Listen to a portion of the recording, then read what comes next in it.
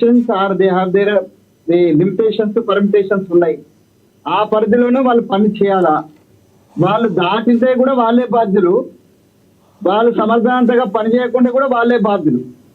ఒకసారి సిట్ వేసిన తర్వాత ఆ సిట్ మీద అధికారాలు ఆ సిట్ అధికారులకే ఉంటాయి, కానీ ముఖ్యమంత్రి గారికో నాకో మీకో ఉండయి. కేసీఆర్ గారు డిక్టేట్ చేయలేరు, ముఖ్యమంత్రి కూడా డిక్టేట్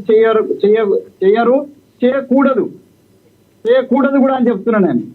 ఏ ప్రభుత్వ అధికారి కూడా, ఏ ప్రభుత్వ అయినటువంటి లీడర్ కానీ, మా పార్టీ కానీ ఎవరు కూడా దాంట్లో ఇన్వాల్వ్ కావటం లేదు. మా ప్రెసిడెంట్ మహేష్ కుమార్ గౌడ్ గారు ఎవరికి ఉంటా నేను చెప్తున్నా కదా. అంటే మనం వ్యక్తిగతమైనటువంటి విమర్శకు పోకుండా ఉంటే, రెండోది అభిమానపరచడం అంటే ఏం లేదు. వారు ఇచ్చినారు, వస్తానని అన్నారు. ఇప్పుడు టిఆర్ఎస్ శ్రేణులు నిరసన వ్యక్తం చేసినారంటే వాళ్ళ అభిమాన నాయకుడు బయటికి వస్తున్నప్పుడు చాలా ఉత్సాహం ఉంటది కదా. ఆయన రాక బయటకు వస్తున్న సందర్భాలలో టిఆర్ఎస్ శ్రేణులు, తర్వాత ఎలక్షన్స్ ఉన్నాయి, మున్సిపల్ ఎలక్షన్ చూస్తే వాళ్ళ శ్రేణులన్నీ యాక్టివేట్ చేసుకోవడానికి కేసీఆర్ గారికి ఇచ్చినటువంటి నోటీసులు వాళ్ళు అద్భుతంగా ఉపయోగించుకున్నారు. ఇలా పొలిటికల్ గా మా వాళ్ళకు అర్థమైతే లేదు, కానీ పొలిటికల్ గా మాకంటే ఎక్కువ ఇవాళ బీఆర్ఎస్ వాళ్ళకి లాభం జరిగింది.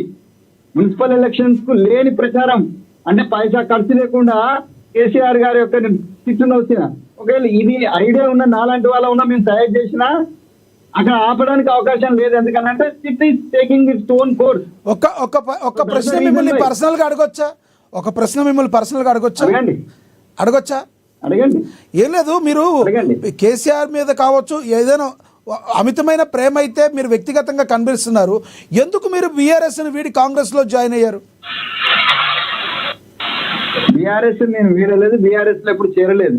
For your kind information. Okay. నేను ఉద్యమ సహచరుడిని కేసీఆర్ గారికి. ఓకే. నేను పార్టీ సహచరుడిని కాదు.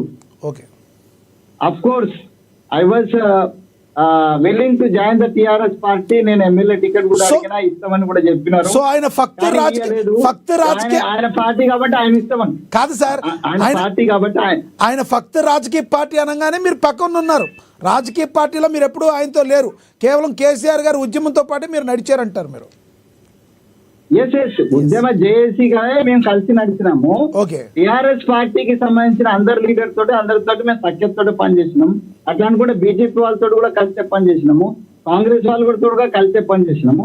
మేము యాక్చువల్లీ ఈ పార్టీలకు సంబంధం లేకుండా జేఏసీగా మేము వచ్చినటువంటి నేను కానీ, కోదండరామ్ కానీ, ఒక ఇండిపెండెంట్ ఆర్గనైజేషన్ గా నేను కానీ, ఆ రామ్మోహన్ రావు గారు కానీ, ఇంకా మిగతా పిత్రులు అంటారు కూడా వీఆర్ ఇండిపెండెంట్.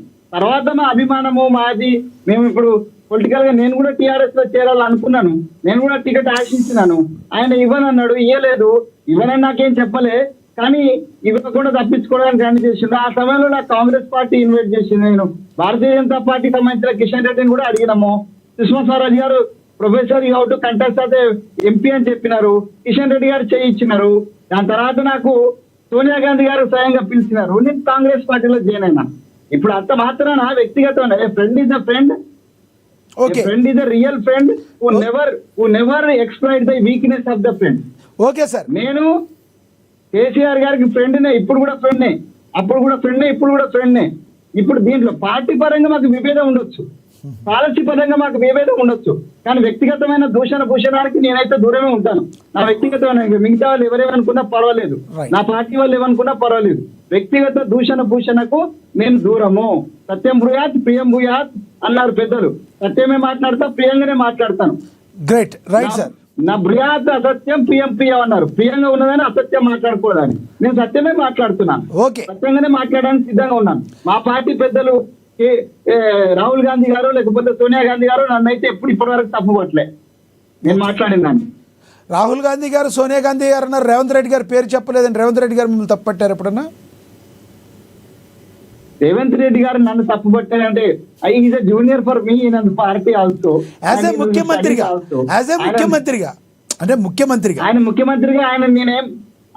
ముఖ్యమంత్రిగా ఆయననేం నేను ఆయన నన్ను విమర్శించేది. నేను ఆయన ముఖ్యమంత్రిగా మా ముఖ్యమంత్రి ఆయన మా పార్టీ నేను రిప్రజెంట్ చేస్తున్నాను కాబట్టి నేను 100% మా ముఖ్యమంత్రిగా ఉన్న రేవంత్ రెడ్డి గారి మీద విమర్శ వచ్చినా లేకపోతే వారికి ఇబ్బంది వచ్చినా వారికి ప్రశంస వచ్చినా అన్నిట్లలో నేను 100% ఆడుతూ ఉంటాను.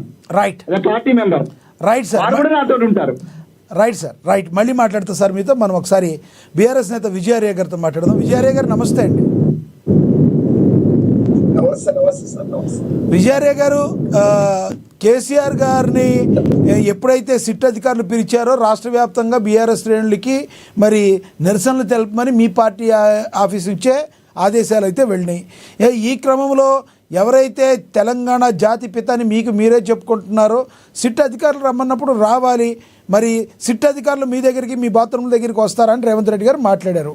అసలు మరి ఎందుకు కేసీఆర్ గారు సహకరించారు, కానీ ఎందుకు అసహనం వ్యక్తం చేశారంటే ఏం చెప్తారు?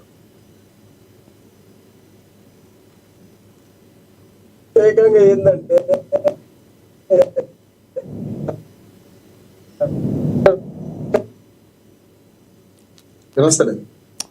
అయ్యా విజయార్య గారు, మీ వాయిస్ వినబడతలేదు. కొంచెం అవైలబుల్ ఉంటే కొంచెం కారు మీరు కొంచెం స్లో అన్నా చేస్తే కాస్త వినబడుతుంది.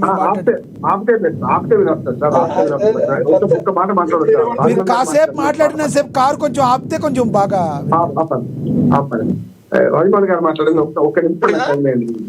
ఎస్, మాట్లాడండి. ఆపండి, మీరు ఆపండి. ఇంకొకటి ఒక మాట మాట్లాడతాను. ఏమంటా అంటే వ్యక్తిగతమైన ప్రశ్నలు చావుండదు. నేనేమంటా అంటే ఇప్పుడు మీరు ప్రశ్నలు చెప్తున్నారు కదా, మన జర్నలిస్ట్ మన బాధ్యత కదా. నీకు వ్యక్తిగతంగా కేసీఆర్ అని ఏం కోపం ఉంటుంది, ఇది అంతే అంట. వెంకటస్వామి గారు కూడా వ్యక్తిగతంగా ఏముండదు.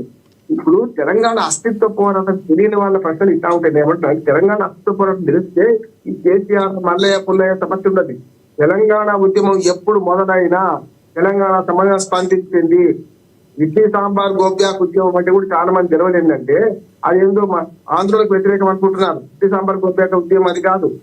వెల్లోడి ముఖ్యమంత్రిగా ఉన్నప్పుడు, వెల్లోడి ముఖ్యమంత్రి అధికారి ముఖ్యమంత్రి ఉన్నాడు మన తెలంగాణ, మన హైదరాబాద్ స్టేట్ కి. అప్పుడు మద్రాసు నుంచి వచ్చిన వాళ్ళకు వ్యతిరేకంగా 5,000 మంది మద్రాసు వాళ్ళు వచ్చారు. కాయస్థ ధర్మాలు ఏమో అక్కడి నుంచి మన ఉత్తరప్రదేశ్ నుంచి వచ్చారు. వాళ్ళందరూ లక్నో ఉర్దూ దక్కని ఉర్దూ అని మన అవమానించారు. ఆనాటికి మొదలైంది దక్కని ఉర్దూ అని హైదరాబాద్ తురకాంధ్రం అన్నారు. ఓ రకం చెప్పండి.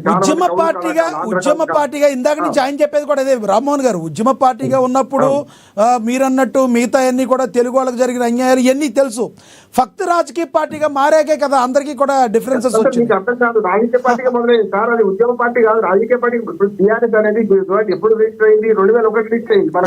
చాలా వరకు ఏమైందంటే ఇప్పుడు తెలుగుదేశం ఉందండి, ఆంధ్ర రాష్ట్రం తెలంగాణ లేరు అనుకుంటే ఆంధ్ర రాష్ట్రం మనం కూడా అందరూ కలిసి పని చేసాం. ఆంధ్ర ఆత్మగౌరవం అంటే వేరే అనుకోలేదు, తెలుగు వారి ఆత్మగౌరవం అనుకున్నాం. మరి ఆనాడు ఎన్టీ రామారావుతోని బీజేపీ కలిసి వచ్చింది. కాషాయాన్ని ఎర్ర జెండాన్ని కలిపిన వాడు కదా. మరి వాళ్ళందరూ ఎన్టీ రామారావు కలిసిందా? కలవడే కదా. ఆనాడు ఆంధ్ర ఆత్మగౌరవం అంటే నానాడు అందరం కూడా కలిసినాం. కానీ తర్వాత ఎవరి పార్టీ వాడేదే కదా. దక్షిణాక ఇక్కడ కూడా ఏమంటున్నారంటే టీఆర్ఎస్ సభ్యులు ఒక్క విజయాలే తప్ప మేమందరం సభ్యులం కాదు, ఎవరు సభ్యులం కాకూడదు. ఆయన నియంత్రణత్వము, ఆయన పోగడను బట్టి మాలాంటి వాళ్ళు ఎవరు పోలేదు ఆయన దగ్గరికి. నిజంగా ఉద్యమకాలంలో మా గుర్తింపు సరిగ్గా రావాలంటే పార్టీలు చేస్తే ఇంకో రకంగా వస్తున్నారు. కానీ నేనేమంటున్నానంటే కేసీఆర్ కి వ్యతిరేకంగా కేసీఆర్ అనుకూలంగా వచ్చింది కాదు, అయిపోయిన దాన్ని ఎందుకు లేపుతున్నారు? ఇప్పుడు ఆయన అంతరిక్షంలో ఉన్న, అందుకని హరీష్ రావు మాట అన్నాడు, ఆయన అమెరికాలో ఉన్న అంతరిక్షంలో అదే మాట మాట్లాడుతున్నారు. ఇప్పుడు వచ్చిండు, మొన్నటిదాకా లేడు కదా. కేసీఆర్ సహకరించకుండా నా ఇంటికి వస్తే ఎర్రబండికి వస్తే సరే మీరు చెప్పండి. హరీష్ రావు గారు మాట్లాడిన మాటలను ఎలా చెప్తారు మీరు? ఇప్పుడు